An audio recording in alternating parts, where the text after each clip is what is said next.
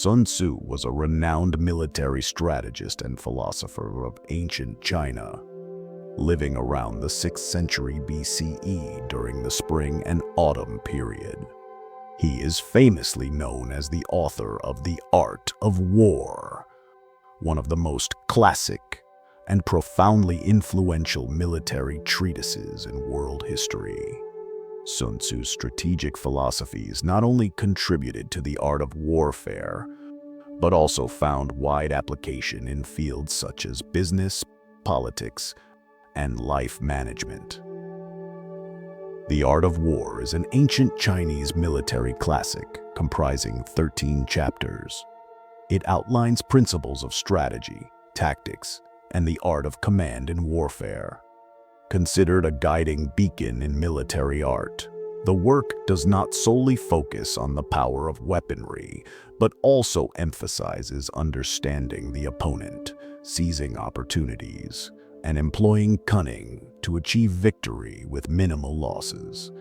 The Art of War has had a far-reaching impact not only in military affairs, but also in business, management, and many other aspects of life.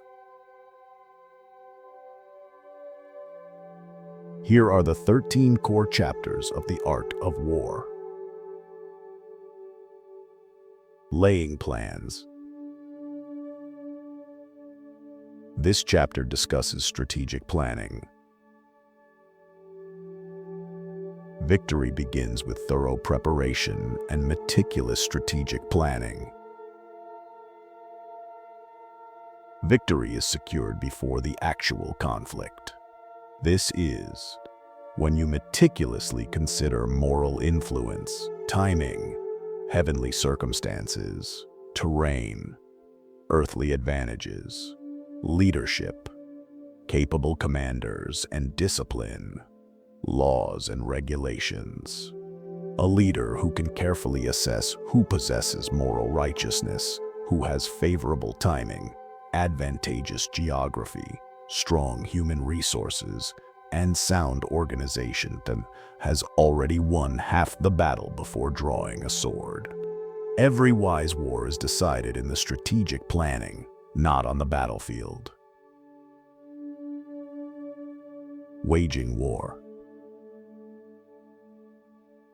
This chapter addresses the costs and duration of conflict. Swiftness and decisiveness are key to winning in war. War is not an endless game. Prolonged conflict only depletes resources, exhausts troops' morale, and breeds public resentment. Success lies in striking quickly, achieving decisive victory, and optimizing every move. If you cannot correctly assess the cost of war, you will pay the price with your own future. Attack by stratagem. This chapter explores how to attack using cunning. To win without fighting is the pinnacle of military strategy. The best way to achieve victory is without direct combat. Subduing the enemy's will, disrupting their plans, and disorganizing their formations can all happen in silence. When intellect prevails, violence becomes obsolete. The greatest victor is one who compels the enemy to surrender without drawing a sword. Tactical dispositions. This chapter discusses formation and defense. Strong defense is the foundation for effective offense. When you cannot be attacked, you are in a strong position. Don't just think about attacking. Create an unshakable, impregnable stance. Like water, which has no fixed form but permeates everywhere. Sometimes you must know when to conceal yourself to be invincible, then wait for the opportune moment to strike. Energy. This chapter explains how to apply momentum and force. Strength does not lie in fixed form, but comes from flexible and unexpected application. Momentum creates power, not simply individual might. A stone rolling from a mountaintop doesn't need to be heavy. It only needs sufficient slope and timing to shatter everything. Concentrate your energy at the right moment, in the right direction, and you can achieve great results from a small force. That is the power of momentum. Weak points and strong. This chapter discusses truth versus deception and feints. Feigning weakness to lure a strong enemy, concealing your true strength to create surprise. These are the keys to victory. What is revealed is bait. What is hidden is the fatal blow.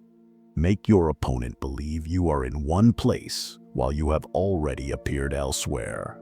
When they defend where it's unnecessary, they expose where they need to defend.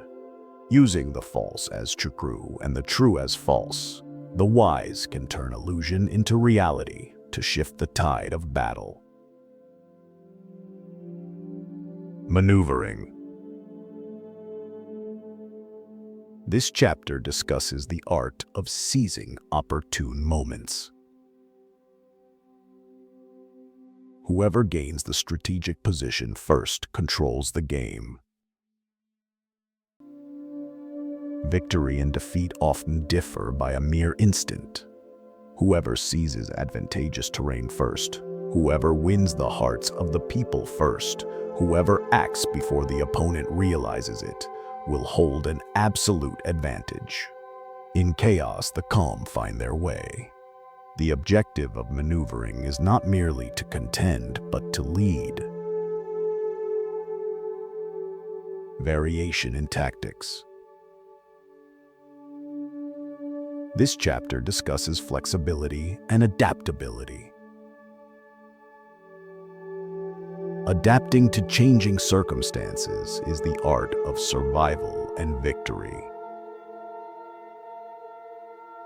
No strategy is immutable. Every situation is a new problem. The rigid will fail because life changes daily. Flexibility is not a lack of principles, but the highest principle. Adapt to survive, transform to lead the way.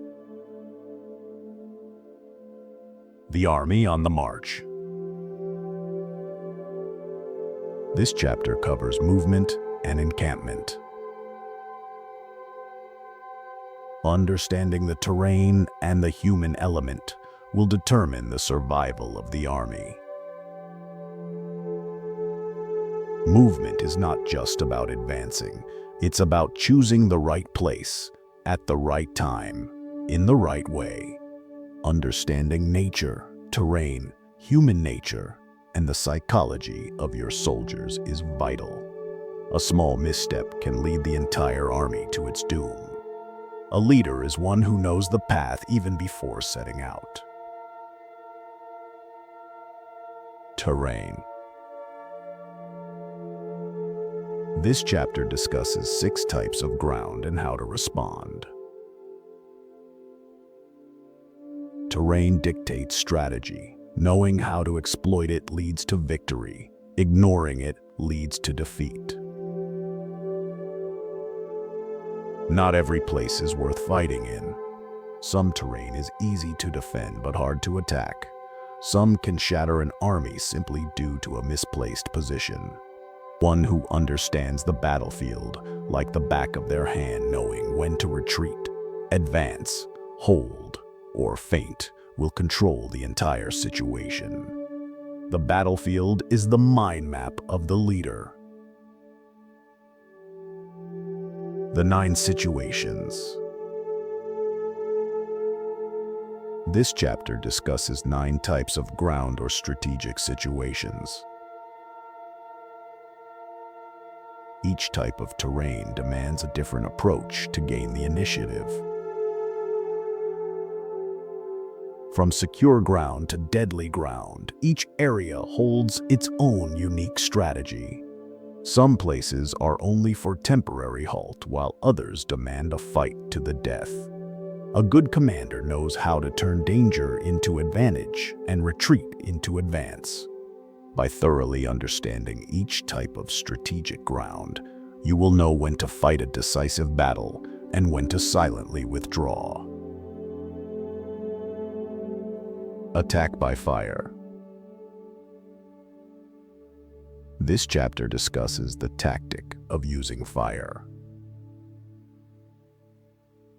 Fire can destroy, but only if you control it. Knowing how to use favorable timing, firepower, and human morale will create a decisive blow.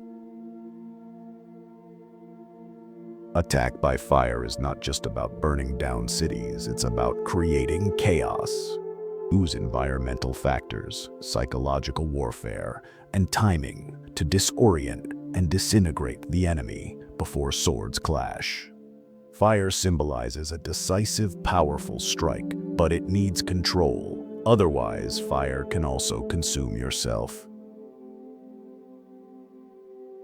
The use of spies. This chapter discusses the art of employing spies. Information is the ultimate weapon. Spies are the eyes and ears of victory. Information is a weapon. Knowing what the enemy doesn't want you to know is half the victory. Spies are not just messengers, but extended arms of strategy.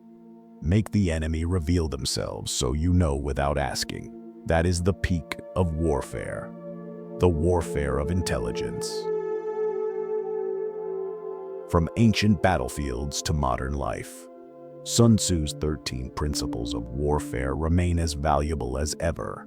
They teach us that wisdom and strategy are always the most powerful weapons.